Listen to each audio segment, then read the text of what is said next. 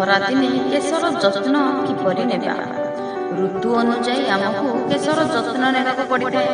କେଶର ଯତ୍ନ ନ ନେଲେ କେଶ ଉପୁଡ଼ିବା, ପାଚିଯିବା ଆଦି ସମସ୍ୟାମାନ ଦେଖା ଦେଇଥାଏ। ସେଥିପାଇଁ ଆମେ କେଶର ଯତ୍ନ ନେବା ନିହାତି ଆବଶ୍ୟକ। ନମ୍ବର 1, ପ୍ରତିଦିନ ସକାଳେ ମୁଣ୍ଡକୁ ମାଲିସ କରନ୍ତୁ। ଏହାଦ୍ୱାରା କେଶ ମୂଳରେ ରକ୍ତ ସଞ୍ଚାଳନ ଭଲ ହୋଇଥାଏ। ନମ୍ବର 2, ଖରାଦିନେ ମୁଣ୍ଡ ଖୋଲା ରଖନ୍ତୁ ନାହିଁ, ଖସା କିମ୍ବା ବେଣୀ ବାନ୍ଧନ୍ତୁ। ନମ୍ବର 3, ଖରାଦିନେ କେଶ ଶୀଘ୍ର ତୈଳାକ୍ତ ହୋଇଯାଇଥାଏ, ତେଣୁ 2-3 ଦିନରେ ଥରେ କେଶକୁ ସାମ୍ପୁ କରିଦିଅନ୍ତୁ। ନମ୍ବର 4, ଖରାଦିନେ ଝାଳ ବୋହି କେଶ ଓଦା ହୋଇଯାଏ, ତେଣୁ ଭଲ ଭାବରେ ବାଳକୁ ଶୁଖାନ୍ତୁ। ନମ୍ବର 5, ବାଳ ଶୁଖିଗଲା ପରେ ପାନିଆରେ ଆସ୍ତେ ଆସ୍ତେ କୁଣ୍ଡାଇଲେ ବାଳ ଛିଡ଼ିବ ନାହିଁ। ନମ୍ବର 6, ମୋଟା ଦାନ୍ତ ଥିବା ପାନିଆରେ ବ୍ୟବହାର କରନ୍ତୁ। ନମ୍ବର 7, ଖଟା ଦହିରେ ମହୁ ମିଶାଇ କେଶରେ ଲଗାଇବା ଭଲ।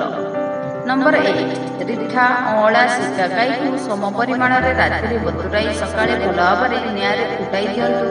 ଥଣ୍ଡା ହେଲେ ତାକୁ ଛାଣି ମୁଣ୍ଡରେ ଲଗାନ୍ତୁ। ନମ୍ବର 9, ସାମ୍ପୁ କରି ସାରିବା ପରେ କଡ଼ା ନାଲି ଚାରେ ମୁଣ୍ଡ ଧୋଇ ଦିଅନ୍ତୁ। ପାଣିରେ ଲେମ୍ବୁ ରସ ଓ ଭିନେଗାର ମିଶାଇ ମୁଣ୍ଡ ଧୋଇଲେ କେଶ ଚିକ୍କଣ ଦିଶିବ।